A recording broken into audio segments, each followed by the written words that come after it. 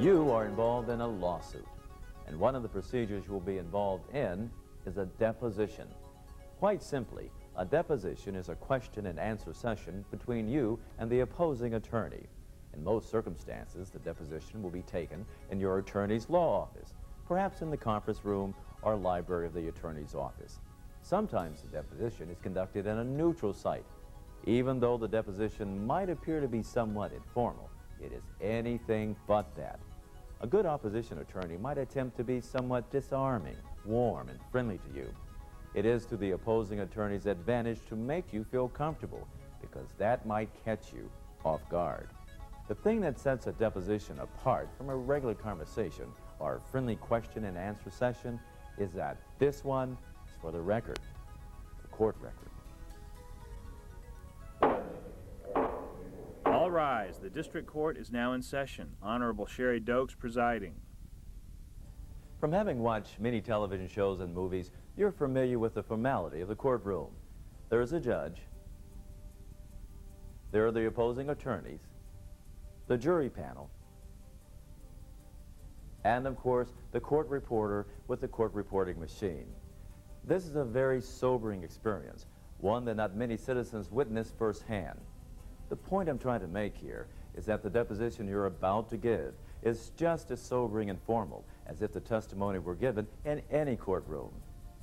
First, let's examine the participants in your deposition. There is, of course, your attorney, who is there to protect you and make sure that opposing counsel doesn't get out of bounds with any of his or her questions or conduct. Next is the opposing attorney, who will direct the line of questioning. And finally, the person who takes all the informality out of the meeting, the court reporter. It's the job of the court reporter to transcribe everything uttered in this meeting that will be later introduced in court. That is, should your case actually wind up in court. It will be typed in a booklet form and look like this. It's important to note that in many instances, your case might not wind up in court. Often, cases are settled out of court on the strength of depositions given prior to court. However, in just about all cases, the party's deposition is taken. This is why it's of paramount importance that you be properly prepared. One should always be properly groomed for the occasion. Clothes should be conservative in nature, hair neat, and shoes shine. This applies to both male and female. Your appearance should reflect that you take your case seriously. Always remember, the court reporter is silent. In fact, you may forget the reporter is even present. Good morning. How are you? Hi, fine. And you? I'm doing good. Well, actually, I'm running a few minutes behind, but I had a chance to park next to your new... That is your new car, isn't it? Yes, it's mine. Oh, my goodness. It looks great. Oh, thanks. Oh, I'm really loving it. Where'd you come across that? Often during the course of deposition, the two attorneys will exchange barbs and engage in friendly banter. This is disarming. Beware. Because no matter how casual the session appears, the court reporter is recording everything. Now let's talk about some rules for giving your deposition. First, tell the truth. You must live with your integrity, and no lawsuit is worth jeopardizing your honor. Second, you have a natural advantage because juries associate with you, because they have the popular misconception that all lawyers try to take advantage of witnesses. So much of what we say is to help you keep this natural advantage. Sir, how has your company's actions interfered with my client's business? Your client's business is not being interfered with. It's my construction company, if anything, that's being interfered with here. The most important rule I can provide you is do not get angry. Don't argue with the opposing attorney. Keep your cool. The best way to blow your case is to let the opposing attorney make you mad. If that happens, juries stop sympathizing with you. Although it may seem unnatural, juries and judges expect witnesses to remain calm during interrogation because they believe truthful people are calm people. You will never win an argument if you get emotional and the other side gets to ask all the questions and all you get to do is answer. Sir, the contract you signed with my client, is that the standard construction contract? Yes. And did the financing required provide for 2 buildings? Yes, it did. In this regard, always treat the opposing attorney with respect. It's like the old military saying, You salute the uniform, not the man. Accordingly, call the opposing attorney sir or madam and treat them with the same respect with which you treat your own attorney. There are, of course, some very elementary pitfalls to avoid during your deposition, and we will give you some examples of how to give a good deposition and what can happen if you stub your toe. A deposition is not a conversation between you and the opposing counsel. In a normal conversation, you frequently know what the other party is talking about, even if the words don't make sense. You know it by facial expressions, by the context of the question, or by simple good guessing. That is not what a deposition is about. This may be hard to remember. You are there to answer only the questions of the other lawyer. You are there to answer the questions truthfully, but nothing more. You are not obligated to guess what is meant by the questions or tell the facts that you think the attorney meant to ask. Pretend the opposing attorney is a computer. You have to wait for the question to be typed on the screen before you can answer. And then you answer only what the question asks. Don't volunteer. Sir, on what date did you sign the contract? February 18th. Oh, I see. And when did you sign the other contract with McNeil Construction? That was December 1st.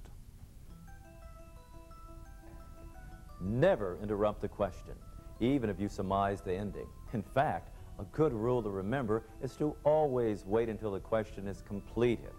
Pause, take a deep breath, and then respond. Sir, on what date did you sign the contract with McNeil Construction? That was December 1st. December 1st. Thank you. This will accomplish three things. It will allow you to think, get your composure, and allow you to give a level response. Remember, the court reporter is taking everything down verbatim.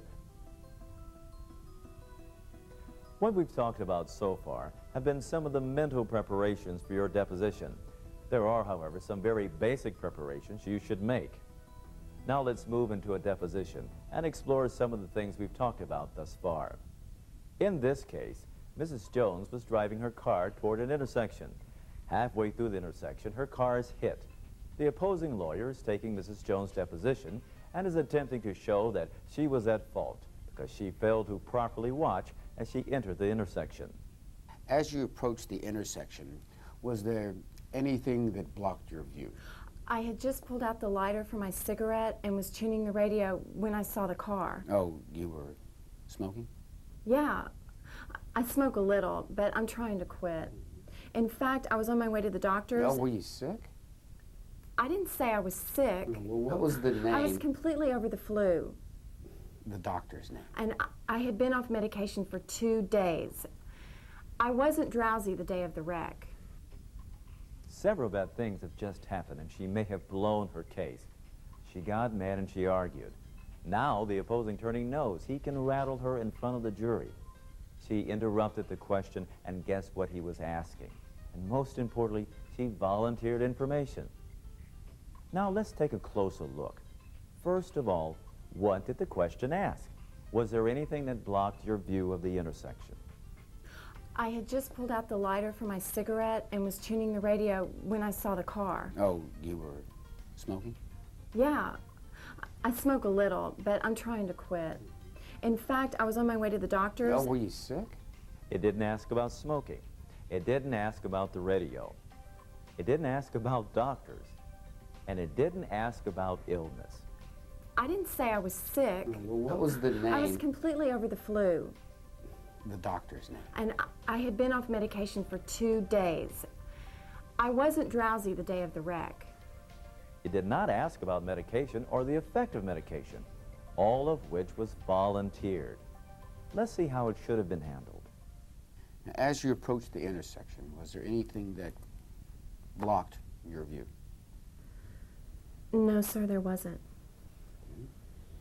Now, did you see the car before you entered the intersection? Yes, sir, I did. So why did you go through the intersection? She had the stop sign, and she was slowing down, so I assumed she would stop. No. Were you drinking or under the influence of any medication that day? No, sir, I wasn't. You notice that she answered the questions honestly and thoughtfully. She did not interrupt. As you approached the intersection, was there anything that blocked your view? No, sir, there wasn't. Now, did you see the car before you entered the intersection? Yes, sir, I did. She didn't anticipate the questions. She didn't get angry. She answered only the questions asked and did not volunteer information that was not asked for. Were you drinking or under the influence of any medication that day? No, sir, I wasn't. Now, as you can tell, it is extremely important that you listen very carefully to the questions that are presented to you. Again, there are several rules of thumb that you should keep in mind as your deposition is being taken. First of all, you may not know the answer to a question. Sir, what is the average time to put up a precast building? I couldn't say. Well, do you know, sir, how much time you will be required to be at that building site? I don't know. There's nothing wrong with not knowing the answer to a question. Simply tell the attorney that you don't know. Some witnesses think that it's a sign of ignorance if you don't know the answer. Well, that's hardly the case. You can only do harm if you guess an answer. Likewise, your opposition attorney will undoubtedly ask you a question that doesn't make any sense. There's nothing wrong with not understanding a question. Simply say, "I'm sorry, would you rephrase that question?" Sir, did you understand the penalty clause for late completion of a building would be offset by the act of God, strike, and war clauses? I'm sorry, would you rephrase your question? Okay, there are three types of questions about which you need to be especially careful. The first is a compound question. A compound question is one in which your opposing lawyer puts two or more questions together and where most of the question can be answered with a simple answer, but part of the question is wrong. Take a look. Sir, did you understand that weather could impact the completion date and that if the union went on strike, the penalty clause was void and the contract itself was subject to the availability of rebar steel? Yes. Yes. Your instinct is to be agreeable, even though part of the answer is wrong. Unfortunately, if you answer the question with a simple yes or no, you will be bound not only to the part that is right, but also to the part that is wrong. Frankly, the other lawyer may be doing this deliberately to entrap you. Sir, did you understand that weather could impact the completion date and that if the union went on strike, the penalty clause was void? The contract itself was subject to the availability of rebar steel. I really don't understand the question. It seems like there's more than one question here. Would you mind breaking it up a little bit so I can understand it? I'll be happy to answer it for you. Now, the second situation. Watch out for the question that assumes facts that are not true. Sir, could you tell me, how did you decide to deal with the fact that McNeil Construction Company was being sought to build many buildings and that you would be keeping them from securing other profitable contracts? That wasn't important. He just agreed to facts that weren't true. Now, here's the proper way to handle this fake premise question. Sir, could you tell me, how did you decide to deal with the fact that McNeil Construction was being sought after to build many buildings and that you might be keeping them from securing other profitable contracts? I don't believe it's proper to say that McNeil Construction was being sought after to build many buildings. Would you please rephrase the question? Okay, the third situation occurs after all the questions have been completed. The opposing lawyer may attempt to get you to agree with a summary of your testimony. On December 1st, I signed the contract with McNeil Construction. Then on February 18th, I signed the contract with Johnson Metal Buildings. Also, you were aware that you entered into two contractual agreements that were both mutually exclusive. No, that's not what I'm saying. On December 1st, I signed the contract with McNeil Construction. Then on February 18th, I signed the contract with Johnson Metal Buildings. Never let the other lawyer put words in your mouth. Let's demonstrate what we're talking about. In this case, Mr. Thompson is being sued for divorce by his wife. Mr. Thompson owns a small dry cleaning business which he has operated for the past 10 years. Mrs. Thompson's attorney is attempting to establish that the business is doing extremely well and will continue to enjoy growth. How many trucks did you have in your laundry business when it started 10 years ago? 2, And how many does it have today? 4, How many employees did you have originally? 5, And how many do you have today? 10. And this rapid expansion in your company occurred because of your education and the new technology that you brought in and the heavy growth of population in that area. I guess so. Well, you certainly have plans to open up several stores within the next 5 years. I guess so. So in summary, Mr. Thompson, over the last 10 years, your company has expanded dramatically, having more than doubled its fleet of trucks and its employees, and your company will more than double its location and employees within the next 5 to 10 years. Well, I suppose so. As you can tell, Mr. Thompson has been trapped into testifying about things that simply aren't true. The lawyer has put words into his mouth by asking a compound question.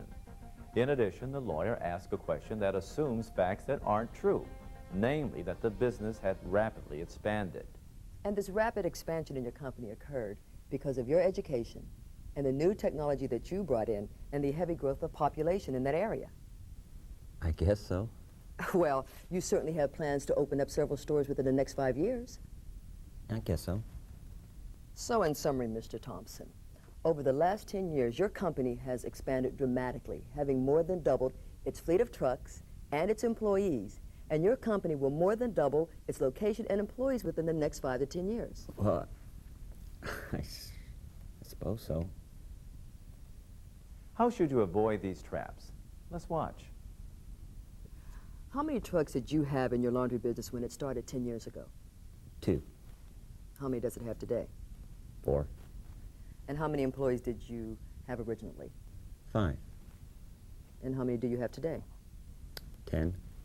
And this rapid expansion in your company occurred because of your education and the new technology that you brought in and the heavy growth of population in that area. No, I never said we had a rapid expansion in my business. Quite the contrary. The activities that we have done have merely allowed us to net the same over the years due to new competition.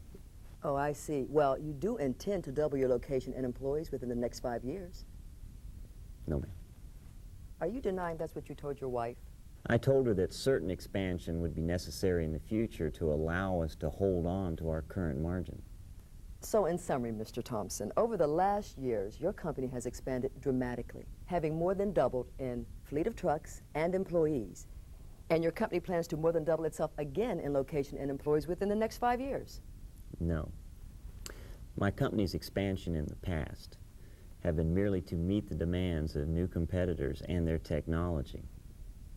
And these activities have not increased the profitability of the business. In fact, the percentage of profit is dramatically down. It's too early to speculate. So remember, don't let the opposition attorney put words in your mouth. And don't let the lawyer get away with making you answer several questions in one. And this rapid expansion in your company occurred because of your education and the new technology that you brought in and the heavy growth of population in that area. No, I never said we had a rapid expansion in my business. Quite the contrary. The activities that we have done have merely allowed us to net the same over the years due to new competition. Now, there are some other concepts we need to talk about. In answering questions in a deposition, don't characterize your testimony. By that I mean phrases like honestly, and I'm doing the best I can, or in all candor, are not appropriate. Sir, tell me, were you aware that my client's construction company was in great demand? No. And did it occur to you at all that the construction company might turn down other jobs to take your job? No, it didn't. Honestly, it didn't. If you start out an answer with the word honestly, is the court and jury to believe that the rest of your testimony was not honest? Of course not. These are figures of speech which you may use in everyday life, but they are not appropriate for a deposition. Sir, can you tell me, have you ever been part of a construction program before? No, never. Likewise, try to avoid words like never and always. If the lawyer asks you if you've ever done a certain act and you say never, the lawyer will be able to attack your credibility if one exception is found. Sir, have you ever been part of a construction program before? I don't think so, but it's hard to remember sitting here. Perhaps you have a document that maybe could refresh my memory. That might help. So as you can see, it's better to realize your memory might not be complete during a deposition, and that the opposing attorney might have a document he does not want you to see until trial.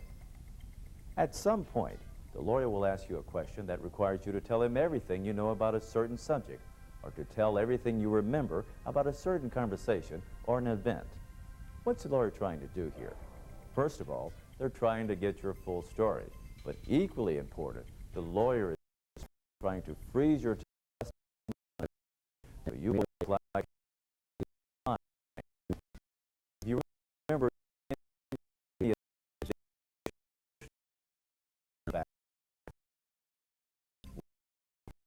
later.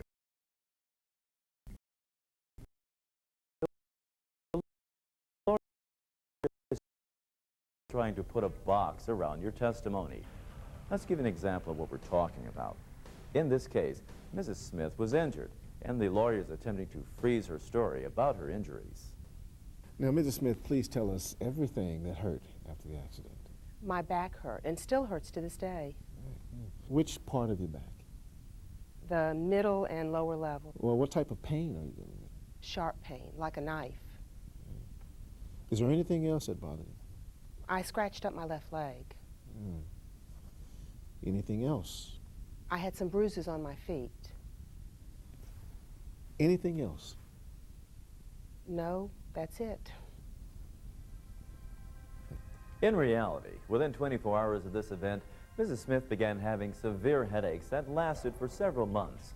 She simply forgot about them in the anxiety that most people have during a deposition. Let's see what happens to her in court. Now, Mrs. Smith, you just testified that you had headaches after this accident. Is that correct? Yes, sir. Do you remember 8 months ago when I took your oral deposition? Yes, sir. Do you remember that I asked you to tell me everything that had bothered you? I think so. Did you tell me anything about a headache at that time? I don't remember. Well, then please, look at this oral deposition. Look at page 40, starting at line 14.